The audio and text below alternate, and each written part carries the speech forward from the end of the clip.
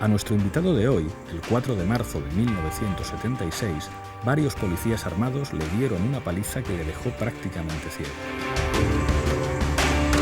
El día antes habían sido asesinados por la fuerza pública 5 trabajadores en huelga que participaban en una asamblea. Desde entonces no ha dejado de luchar por la dignidad de las víctimas de aquellos hechos. En otra vuelta de tuerca, Andoni Chasco.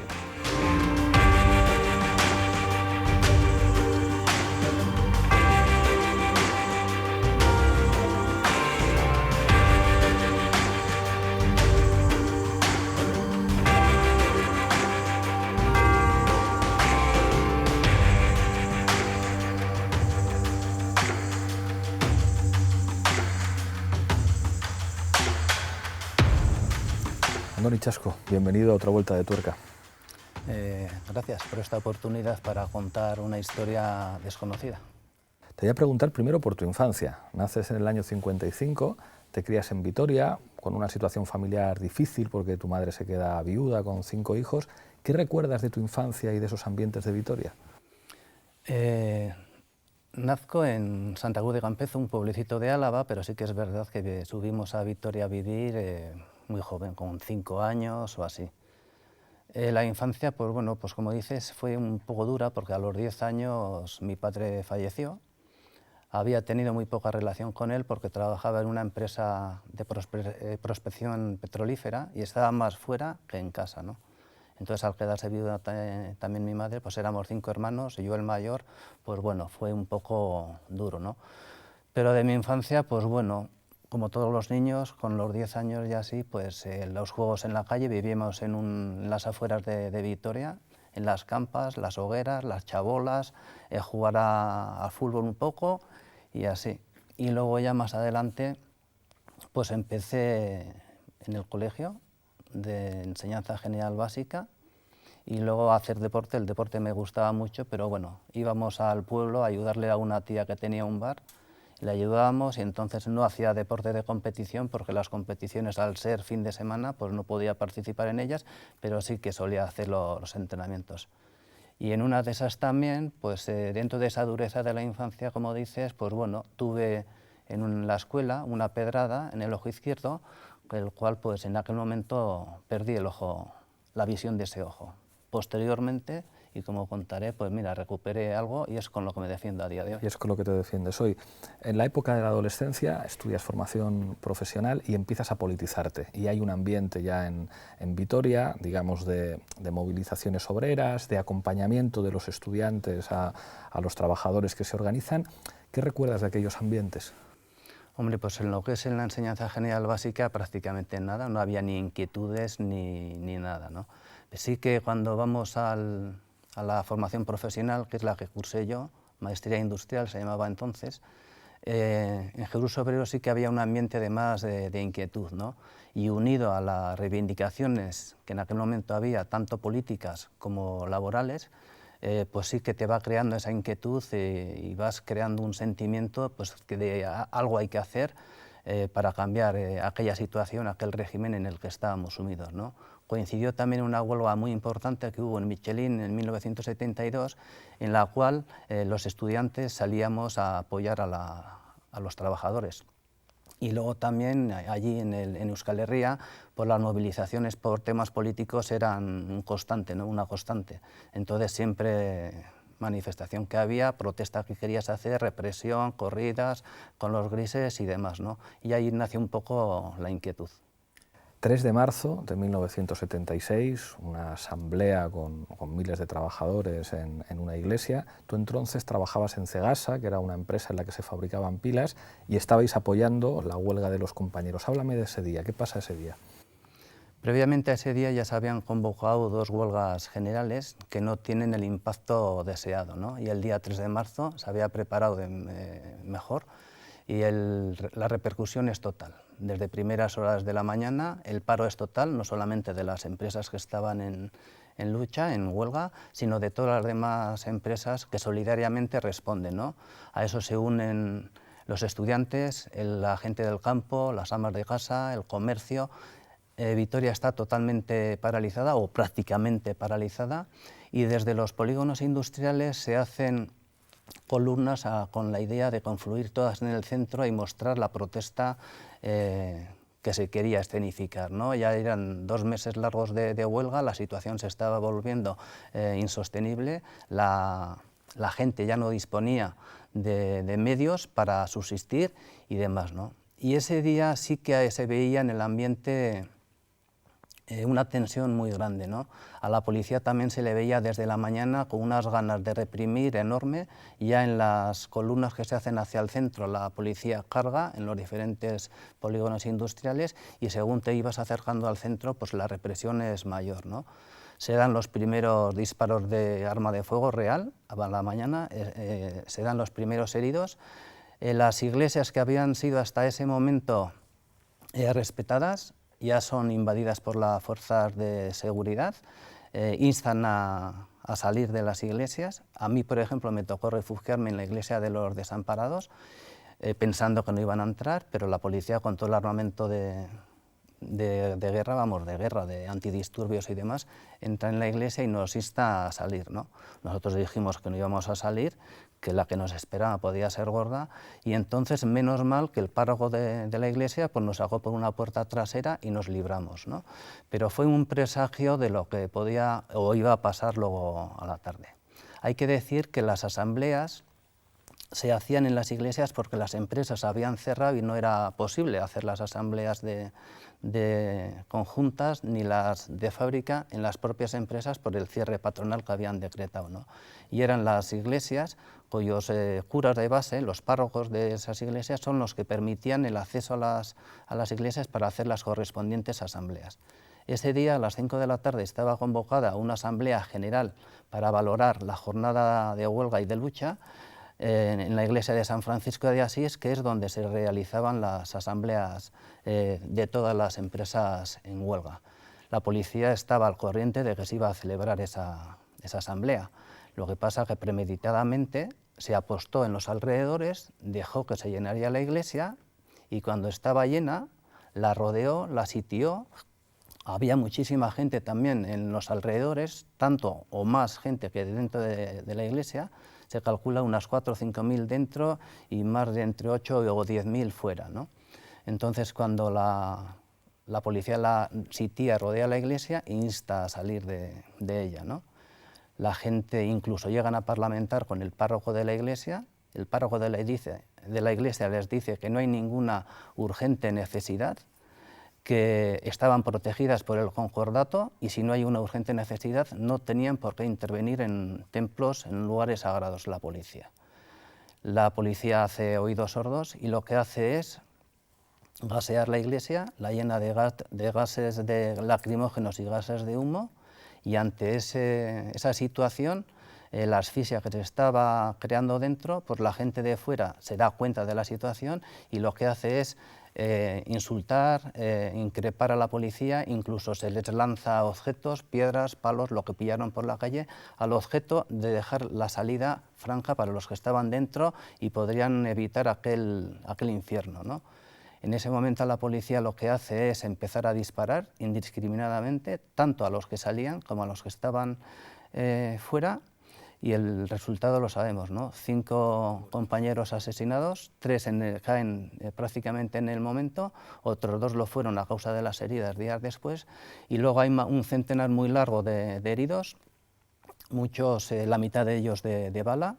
Incluso hay gente que herida de bala que no pasó ni por los servicios de urgencia porque era dejar una afiliación y eso te podía acarrear graves consecuencias, y ese es lo que pasó el 3 de marzo. ¿Y qué te pasó a ti el 4 de marzo? Pues yo el día 3 de marzo, como he dicho, habíamos secundado la huelga, y el 4 de marzo, como no podía ser de otra forma, y después de la masacre producida el día anterior, fuimos a la empresa, pero de común acuerdo todos los compañeros decidimos continuar la huelga. Ya por la mañana nos vimos un poco canutas para volver al domicilio porque Vitoria estaba tomada por la policía, y grupos de personas, de más de 2 o 3 personas que veían, eran disueltos y machacados, ¿no?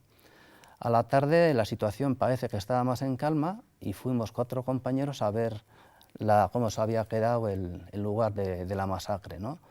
Porque hay que decir también que después de que la gente se entera que hay obreros asesinados, la rabia, la impotencia se apodera de la gente, entonces sí que se hacen destrozos con mobiliario urbano, se cruzan coches, se descargan camiones, se cruzan troncos y demás, ¿no? Vitoria sí que hay...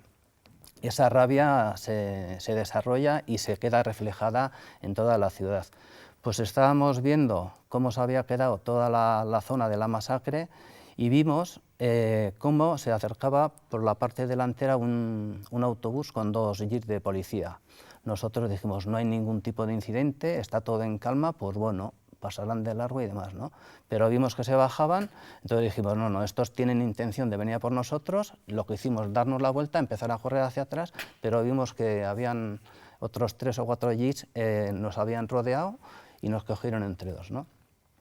Y yo, a consecuencia de lo que he dicho de la lesión en el ojo izquierdo, por la pedrada en la niñez en la escuela, pues lo que tenía miedo siempre era recibir un pelotazo, un porrazo en el ojo sano, ¿no?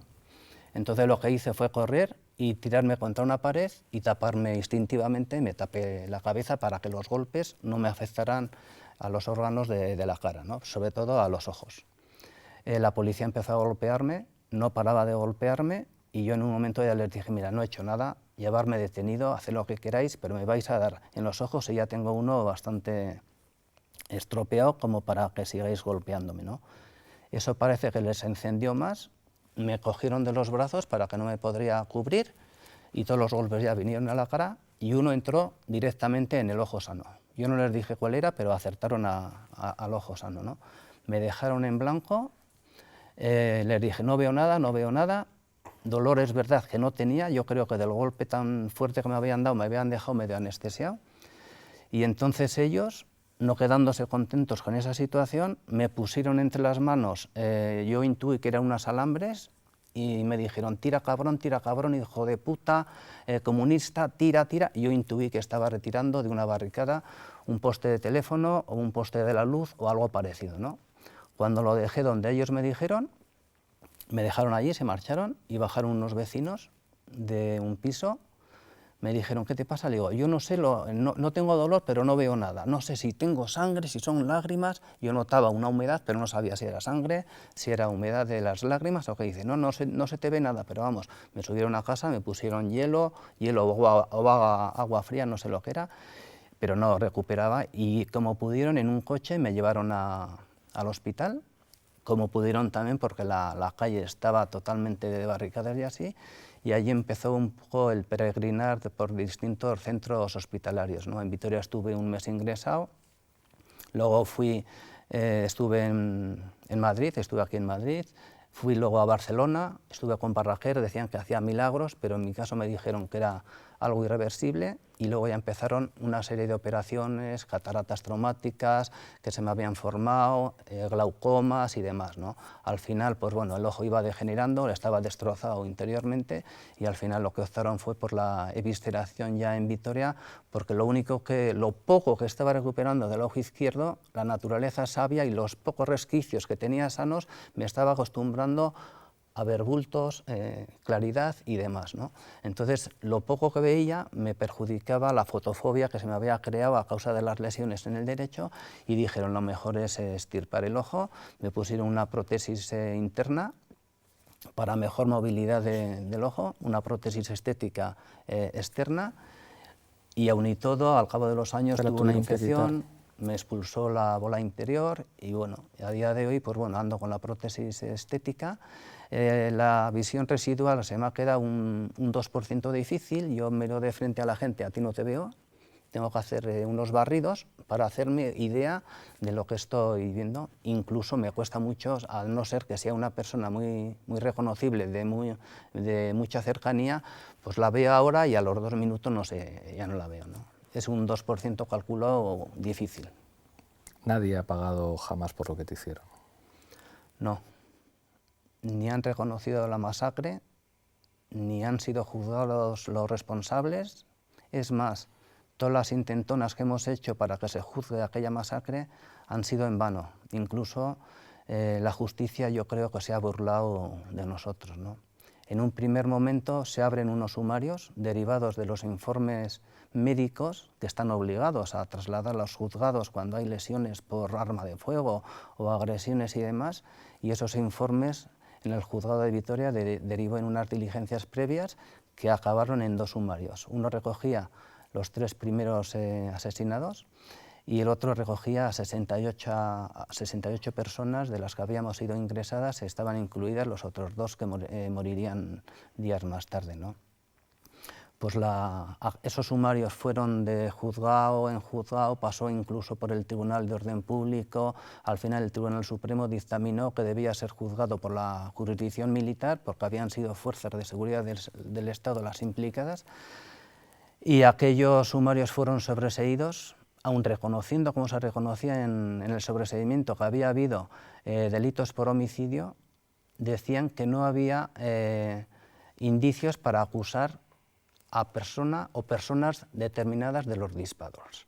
Había cientos, miles de testigos, estaban las propias grabaciones de la policía en la cual reconocieron que habían tirado más de 2000 tiros, que habían contribuido a la mayor paliza de la historia, que allí se había producido una masacre, pero una verdadera masacre, y eso no es suficiente para determinar quiénes fueron los autores de los disparos, ¿no? Decían que eran desconocidos. Aunque están 4 coches en medio, les tengo que quitar, no obstante, pero de todos modos, si nos marchamos de aquí, se van a escapar de la iglesia, ¿cambio? Procedan a desalojar la iglesia, cambio. De acuerdo, si lo desalojan por las buenas, si no, a palo limpio, cambio. Está repleta de tiros, entonces, por las afueras tenemos rodeados de personal. Vamos a recuperar las armas. Sacarlos como sea, cambio.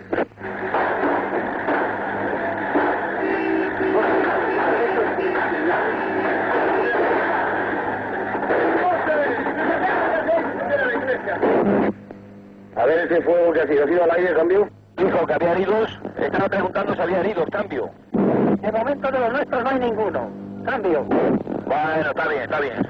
Estas salinas que hemos contribuido a la paliza más grande de la historia, cambio. Yo si le mando botes y le mando pelotas, se lo mando sin cartuchos, cambio. No, eso es como si le enviaras una flauta y no se había tocado, ¿sabes? Por cierto, aquí ha habido una masacre, cambio. Oye, pero de verdad una masacre, ¿eh? Para nosotros fue la primera gran burla de la justicia española, y luego todos los intentos posteriores que ha sido por reabrir el caso, una querella criminal que metimos en el 2001. Antes también era muy difícil juntar a la gente, incluso se hicieron también actuaciones de reclamaciones al Estado como responsable subsidiario, pero tampoco fueron aceptadas.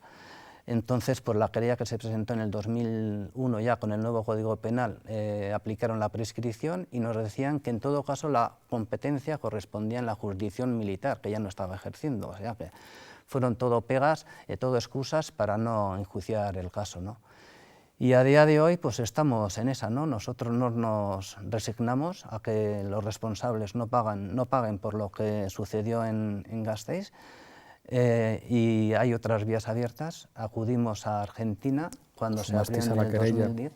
Nos hemos personado en la querella argentina, y a nivel político pues hemos hecho otras actuaciones más en el Parlamento Europeo y demás. Tenemos presentada una queja ante la Comisión de Peticiones, que el PP está empeñado en que se desactive, que no se admita, pero de momento parece que sigue el recorrido. Habéis hecho cosas también con los ayuntamientos. A la vista de las dificultades para que el gobierno español, digamos, os ayude con la lucha, además formasteis una asociación, la Asociación 3 de Marzo, ¿cuál es el trabajo que estáis desarrollando con los ayuntamientos? Hombre, la asociación nace en 1999, ya veníamos trabajando a nivel individual como un colectivo, y nace precisamente de una ponencia que se crea en el Parlamento Vasco, una ponencia de víctimas de la violencia, de todo tipo de violencia. Nosotros considerábamos que las víctimas del terrorismo de Estado, de la violencia de Estado, también tenían que ser oídas en esa ponencia, y a esa ponencia acudimos y nos recomendaron. Entonces había salido la ley de solidaridad con las víctimas del terrorismo, y nos recomendaron que en el espíritu de esa ley estaba estipulado que toda la represión y causas que habían se habían dado durante la transición y durante el franquismo iban a ser considerados en esa ley, ¿no? Pues de manera ingenua fuimos y la sorpresa fue monumental, ¿no? Porque nos dijeron que cómo íbamos a ser considerados víctimas del terrorismo cuando nosotros habíamos sido los terroristas, ¿no? Nosotros atacamos a la policía, nosotros subvertimos el orden establecido, por cierto, un orden franquista, el cual nos estaban diciendo en el año 2000 que habíamos vulnerado aquel orden, ¿no? Pues eso también no lo podíamos permitir y la asociación se empeñó primero en buscar la verdad de los hechos, porque los hechos no se correspondían con la realidad, la versión oficial no se correspondía con la realidad, e intentamos buscar justicia, cosa que se nos negaba, y intentamos también buscar el reconocimiento y la reparación que se merecían las personas asesinadas, las personas afectadas por aquella masacre, y creíamos que era el mejor homenaje que se les podía hacer, ¿no? Luchar por aquellos valores por los que estaban luchando en aquel momento y que tanto coste tuvo, ¿no? Entonces, todas esas actuaciones nos marcamos y hemos ido desarrollándolas, ¿no? En el tema de la búsqueda de la verdad hemos impulsado publicaciones rigurosas, hemos ido a la Universidad del País Vasco para que haga un dictamen que se ajustaría a la realidad. El Instituto Valentín de Foronda hizo un dictamen riguroso, admite los hechos tal como fueron. El único descontento que se nos quedó fue la premeditación y la intencionalidad que ocurrió en aquella masacre. Eso nos dijeron que no era labor de un historiador, sino que era labor más de los juzgados, ¿no? Por eso ese empeño en que sean juzgados los hechos en tribunales de justicia. Y ante esa imposibilidad de que sean juzgados en España, pues fuimos a Argentina. Y luego también, ante la nula colaboración del gobierno español con la jueza Servini, que por más interés que está poniendo, le están poniendo todas las trabas desde el gobierno español, pues intentamos también abrir actuaciones judiciales en el Estado español. Y en ese sentido sí que se han implicado instituciones alavesas y instituciones en alavesas con el tema del 3 de marzo, pero con otras casuísticas se han implicado también otros ayuntamientos, ¿no? Lo triste del caso es que todas las iniciativas, las querellas presentadas en los juzgados de Gasteiz no fueron admitidas a trámite. Bueno, en un principio admitida a trámite y a renglón seguido sobreseídas. La Audiencia Provincial ratificó y el recurso al Tribunal Constitucional nos dijo que no tenía la suficiente relevancia como para entrar en el caso, ¿no? Se lo ventiló sin entrar en el fondo de la cuestión, cuando consideramos que sí que tiene una relevancia importante, porque España está incumpliendo la legislación internacional en materia de derechos humanos. Los delitos de lesa humanidad ni prescriben ni pueden ser amnistiados, y España está haciendo caso omiso a esa legislación internacional, ¿no? Han sido numerosas veces en las que se le ha instado al Estado español a acoger y a tratar a las víctimas de vulneraciones de derechos humanos conforme a la legislación internacional. Los relatores de la ONU así se lo han pedido, pero el Estado español no está haciendo caso, y nos vemos en esa tesitura, ¿no? Parece también ahora en este momento difícil ir al Tribunal de Estrasburgo, porque en la querella presentada por las instituciones no nos personamos a nivel colectivo ni individual, y entonces una institución pública no puede ir a un tribunal contra el Estado al que pertenecen. Entonces tendremos que empezar otra vez nueva en los tribunales, hacer el recorrido, y una vez agotado el recorrido en la justicia española, intentaremos ir otra vez a Estrasburgo. Queda un camino a través del Comité Internacional de la ONU en Europa. Son cosas que estamos sondeando, pero bueno, en esa estamos. Lo único que pretendemos es que los responsables sean juzgados y acabar con esta impunidad. Vamos a pasar a la rueda de reconocimiento. Yo te presento algunos nombres y me los defines en unas pocas frases. Manuel Fraga. El de la calle es mía, ¿no? Utilizó la represión a toda costa y utilizando todos los medios para conservar el orden franquista, responsable de atropellos y crímenes de lesa humanidad, de los cuales, como el 3 de marzo, de los cuales en 2002 se jactó diciendo que no había sido una actuación excesiva. Nos parece vergonzoso que haya sido homenajeado y tenga distinciones honoríficas como padre de la democracia, cuando debería pasar a la historia como un azote de los derechos, las libertades y la democracia. Rodolfo Martín Villa. Alumno aventajado de Fra Iribarne, le sucedió en el puesto del Ministerio de Gobernación, luego de Interior. También tuvo su responsabilidad en el 3 de marzo, era ministro de Relaciones Sindicales y también se jactó en su momento diciendo que lo de Vitoria había tenido una cosa positiva, ¿no? Porque la gente se había dado cuenta de las trágicas consecuencias que podían tener determinados métodos de lucha, ¿no? Eso es un aviso a navegantes, como hizo Fraga a los 2 días de la masacre cuando fue a Vitoria, ¿no? Bien denominado la porra de la transición, y hace un año, en un encuentro con los hermanos de 2 de los asesinados en Gasteiz, a las puertas del Congreso, precisamente para recoger un homenaje, tuvo la cara de decir que él se encontraba tranquilo, que no tenía ningún remordimiento y que en aquel momento se actuó de la manera que se había que actuar. Es vergonzoso que los victimarios estén reconocidos y homenajeados y las víctimas sin ningún tipo de reconocimiento. Perico Solabarría. Perico Solabarría podemos decir que es el Pepe Mújica de Euskal Herria, ¿no? Un hombre implicado en las luchas obreras, un hombre implicado por la lucha de la justicia y derechos sociales. Él solía decir, allí donde hay una lucha, hay una trinchera y en esa trinchera estoy yo. La humildad y la sobriedad con la que vivió nos parece algo de admirar. Amaya, tu compañera. Pues una mujer que cambió mi vida. Tenía una valentía, una decisión tremenda.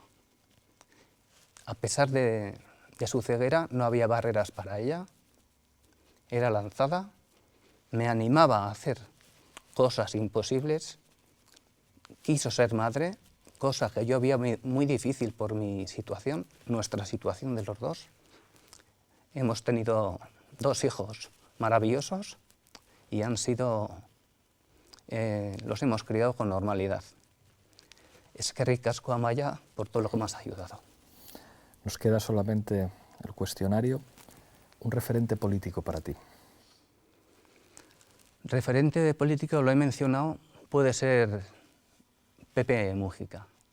Puede ser Pepe Mújica por su sobriedad, su humildad, su coherencia política, su manera de vivir. A todas las luces, creo que puede ser un referente mundial. Antes he dicho Perico Solabarría a nivel de Euskal Herria, un referente mundial puede ser Pepe Mújica. Un género literario. La memoria histórica. A mí me es muy difícil, por la dificultad de visión que tengo, leer, pero me parece de vital importancia conocer la historia, conocer hechos que se han tergiversado, y con una fuente fidedigna, rigurosa, y extrayendo lo que hay que extraer de cada lectura, conocer la historia, porque el relato hoy día es fundamental para actuar en consecuencia. No podemos permitir que nos cuentes historias mentirosas, tergiversadas, como las del 3 de marzo, cuando en realidad hay otra historia que mucha gente desconoce. Una película. Pues te podía decir La revuelta permanente, pero te voy a decir otra que me impactó en su momento. Y precisamente la vi poco antes de los hechos del 3 de marzo. Era Aztar de Marusia, que es una lucha de unos mineros en Chile, que es reprimida brutalmente. Ahí vemos también la complicidad del empresariado con el Estado. Cómo vemos también la implicación tan importante en aquella lucha que tuvieron las mujeres, al igual que en el 3 de marzo, y vemos cómo es la masacre final que se produce en aquella lucha, ¿no?